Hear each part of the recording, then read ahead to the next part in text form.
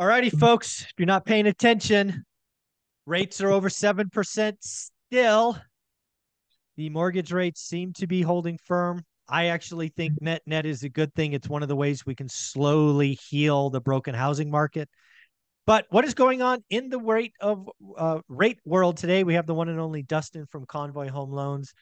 How you doing, man? No spikes, no ups and downs, kind of a lot of sideways actions over the last week or so.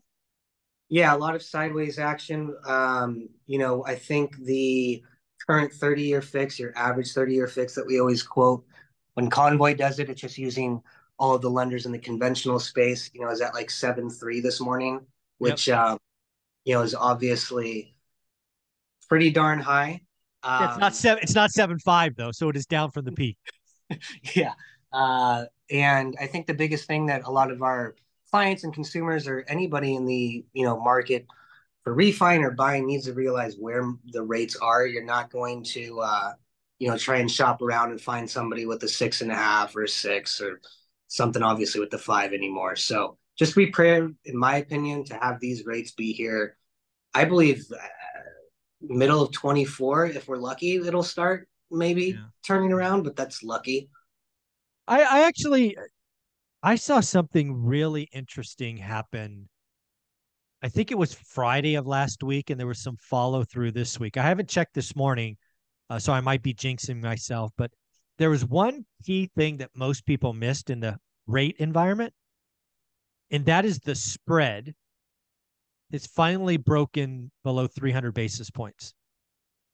For most of 2023, we have been over 300 basis points. I think we peaked at like 327 or something like that.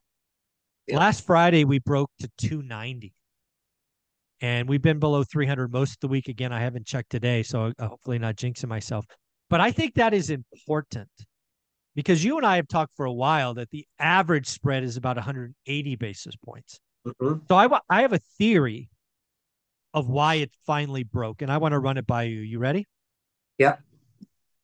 Banks, greedy banks, make money doing new loans. That's how they make money. They are already paying higher interest rates for savings. And what they're seeing is that 7.5% when the max margin was 320. I don't know if you saw it, Dustin, but buying stopped. So lending stopped. So banks are going, damn it, I can't keep eating this large margin. I'm going to have to reduce some of this just to keep the lights on. Now that might be reaching, I might be high, but I think we're starting to see banks capitulate. And because again, I think banks are doing home loans purchases because they're just selling them to Wall Street and they want to keep that machine going. What do you think of that? Am I crazy or what do you think? No, I don't think you're crazy. And obviously, this year when we saw the banks collapse, it was a quick turning off of the faucet, right? So they Right. they obviously had to do, and I don't blame them, right? They had to protect their balance sheets, right? They had to Yep. make sure there were enough cushion, there was enough or less of a risk putting these types of loans on their books. But now that they've seen where the market kind of is stabilizing a bit in terms of not having so much up and down, they knew how much margin they had on there, and they Oh were yeah. making more money, right, Yeah. per individual loan basis, right, with that margin at 320 than they were when it was, in 2020 and the margin was 180 and they were cranking out, 4 or 5 times more loans. So Right. that, I guess, being less greedy now is definitely a factor, I would say. We're starting to see what's funny is some of our like private regional retail, banks that for about 2 or 3 months when all the banks started shutting down and they weren't lending, right? Mm-hmm. The way Yeah. that they got business back was by having rates that were a good half, almost a full percentage point lower than your typical wholesale lender that you could Right. work through. Now, in the last week or two, okay, they actually brought their rates up about 0.75. So I've got a client that went through like Morgan Stanley. We helped him on like in construction. Then he went back to them, and within 1 week they raised the rates 0.75. Okay, now this is Interesting. for a private client rate, so it's not a rate that you might be able to get. I won't Yeah. get. Okay, but we're seeing the, I wouldn't say changing of the guards per se, but we're seeing the retail bigger banks start to realize that they have to generate more business, and Yeah. having margins like you said in there just isn't fair to the rest of the Well, population. no, I think it's really simple. I think banks can get nervous, scared, and when that happens, they grow margin, safety. Yep. Frankly, they grow margin because they want to do less loans. That's what they're saying. They want to do just the best of the best loans. But now, as we are at or very near the terminal rate, we have an economy that, at least based on the numbers we're seeing as of today, September 7th, is not falling over a cliff. Mm-hmm. Banks are like, we're feeling a little bit better.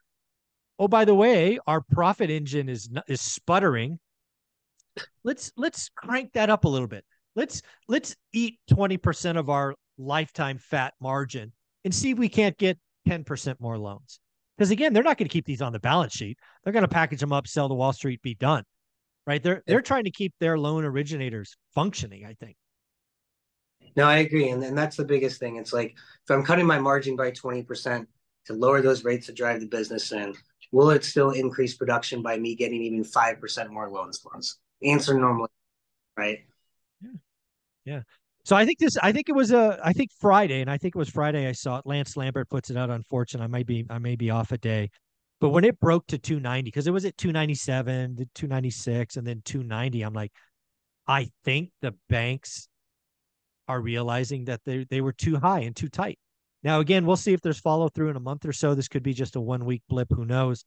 But that was, to me, that was like an aha moment. And I'm going to be following that to see if we stay below 300 basis points. If somebody wanted to reach out to Convoy Home Loans and see what's what for their specific situation, yeah, or should they go conventional? Should they go non-QM? Whatever is right for them. How should they reach out to you? Yeah, just visit convoyhomeloans.com and mention you came from ORAT.